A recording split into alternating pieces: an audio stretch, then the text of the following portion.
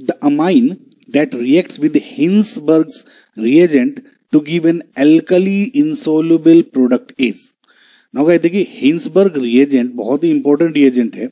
So basically ये इसका नाम क्या है, बेंजीन सल्फोनाइल क्लोराइड। ओके, और इसका जो स्ट्रक्चर रहता है वो कुछ ऐसा होगा।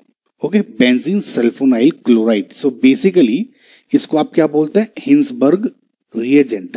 ओके, नाउ हिंसबर्ग रिएजेंट के से रिएक्शन कराने के बाद जो हमारा प्रोडक्ट बनता है उसमें अगर हम एल्कली सॉल्यूशन डाल देते हैं, अभी मैं आपको बताऊंगा, तो हम basically primary, secondary and tertiary amines में डिफरेंशिएट कर पाते हैं कि हमारा कोई गिवन कोई कंपाउंड है। फॉर एग्जाम्पल आपको कोई टेस्ट ट्यूब में है और मुझे ये पता है कि इसमें कोई सा अमाइन है, लेकिन मुझे ये नहीं पता कि इसमें प्राइमरी अमाइन है, सेकेंडरी अमाइन है या टर्शियरी अमाइन है। तो इस तरह से मैं पहले इसको हिंसबर्ग्स रिएजेंट्स के साथ रिएक्शन कराऊंगा, उसके बाद बेस्ड ऑन देयर रिएक्शन, उसके बाद में उसकी किसी एल्कली के साथ रिएक्शन कराता हूं। एल्कली जैसे KOH या NaOH, ये दोनों बहुत ही कॉमन एल्कलीज हैं। इसके बाद अगर मेरा जो प्रोडक्ट सोल्यूबल बन जाता है या नहीं बनता, बेस्ड ऑन दिस एजम्पशन हम अपना काम कर सकते हैं। अभी मैं आपको थोड़ा सा समझाऊंगा कि क्या रहता है। पहले जिन स्टूडेंट्स को ये नहीं पता कि primary, secondary and tertiary amine किसे कहते हैं, मेरा पहले क्वेश्चन में भी ये हुआ था। तो बेसिकली गाइज, जैसे नाइट्रोजन है आपका, इसमें वी नो की 3 वैलेंसी रहती है। ये N सिर्फ एक कार्बन से जुड़ा है और बाकी के हाइड्रोजन से, तो ये बोलते हैं प्राइमरी अमाइन। अगर यहीं पे ये मेरा नाइट्रोजन ये 2 कार्बन से जुड़ा हो और सिर्फ एक हाइड्रोजन से, तो secondary amine based on this number of carbons. और अगर तीनों की तीनों वैलेंसी पे कार्बन से यानी 3 कार्बन, तो मतलब 3 डिग्री या टर्शियरी अमाइन। समझ में आपको? तो फॉर एग्जांपल ये क्या हो गया, CH3NH2, ये CH3NH, ये CH3। तो समझ गए होंगे आगे सब कि मैं क्या कहना चाह रहा था। तो बेसिकली गाइज आपको मैं थोड़ा सा और आइडिया दे दूं, अगर आपको मैकेनिज्म भी देखनी है। देखिए, primary, secondary and tertiary amine का मैंने कहा ये टेस्ट है। तो जब प्राइमरी अमीन की आप हिंसबर्ग रिएजेंट के साथ रिएक्शन कराते हैं, ओके, तो जो मेरा प्रोडक्ट बनता है, ठीक है, उसमें अगर आप KOH डाल दें, कोई एल्कली डाल दें, इस प्रोडक्ट, ये प्रोडक्ट मेरा सोल्यूबल बन जाता है, यानी घुल जाता है मेरा KOH सॉल्यूशन में। यहीं पे जब मैं सेकेंडरी कार्बन जो अमाइन है, इस जब को हिंसबर्ग रिएजेंट यानी सल्फोनाइल क्लोराइड की बात हो रही है गाइस, इसके साथ में जब रिएक्शन कराता हूं, तो मेरा जो प्रोडक्ट बनता है, इसमें अगर मैं KOH या कोई एल्कली जैसे NaOH डालता हूं, तो मेरा प्रोडक्ट नॉन सोल्यूबल रहता है। कोई फर्क नहीं पड़ता मेरे रिएजेंट पे इस KOH के डालने का। समझ में आया? तो प्राइमरी सेकेंडरी में मैं बेस्ड ऑन दिस कि मेरा KOH डालने पे या प्रोडक्ट सोल्यूबल है या इनसोल्यूबल ही रहा या कोई फर्क नहीं पड़ा, तो मैं प्राइमरी सेकेंडरी में डिफरेंशिएट कर सकता हूँ।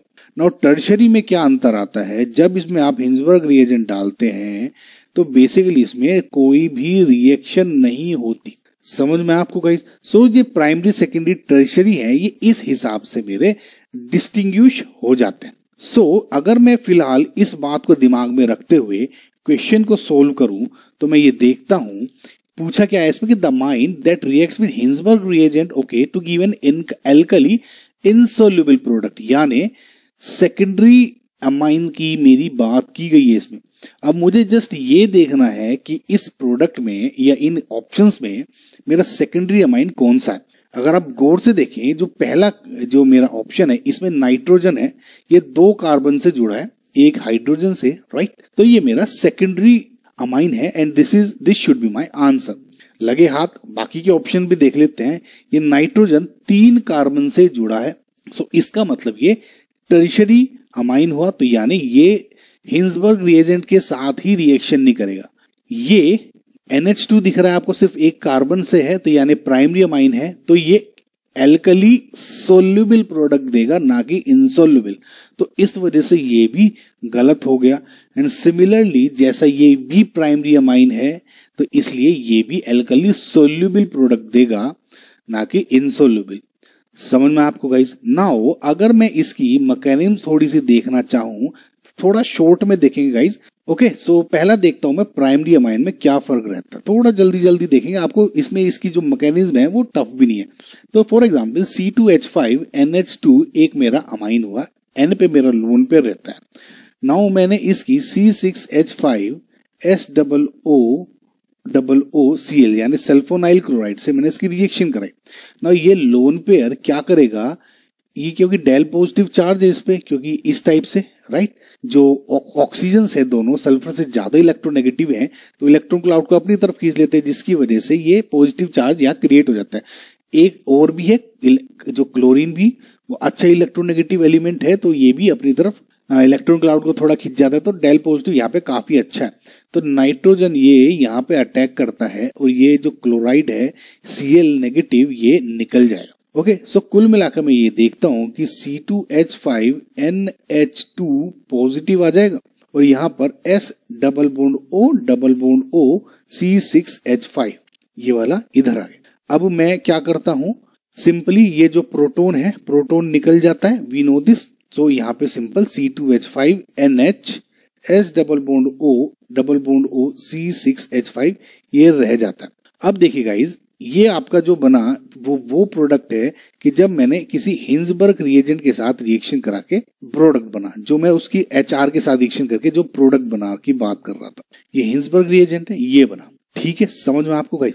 नाउ मैंने कहा था कि किसी एल्कली में डालने के बाद ये सोल्यूबल हो जाता है, यानी एल्कली डाला NaOH डाल लो आप, KOH डाल लो आप, ये कॉमन एल्कलीज रहती है, ज्यादातर यही यूज करते हैं।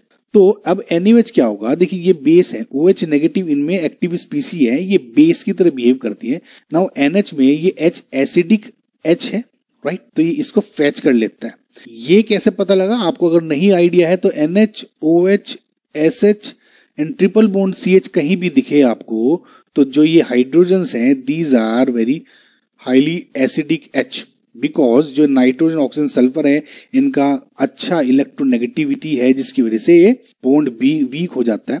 और ट्रिपल बॉन्ड C में जो परसेंटेज एस कैरेक्टर है वो बहुत ज्यादा है 50%, तो इस वजह से जो इलेक्ट्रॉन को खींचने की पावर है वो sp हाइब्रिडाइज्ड कार्बन में ज्यादा होती है, इस वजह से ये ट्रिपल बॉन्ड CH में ये H ज्यादा एसिडिक है। आई होप आपको समझ में आएगा, ये बहुत सारी वीडियो में मैं आपको बता चुका हूं, अगर आप मेरी वीडियो देखते हैं।